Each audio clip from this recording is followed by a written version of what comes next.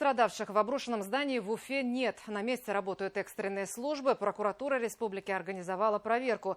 Напомню, накануне вечером обрушилась часть стены пятиэтажного здания по улице Коммунистической, 52А.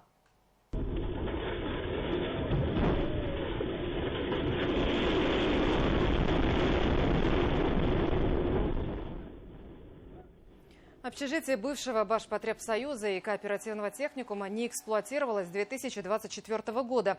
Объект признан аварийным и готовился к сносу. Как известно, здание имеет статус объекта культурного наследия. С места обрушения стены вывезли более 100 кубометров строительных конструкций. И сегодня перекрыта часть улицы Коммунистической от улицы Крупской до Ленина.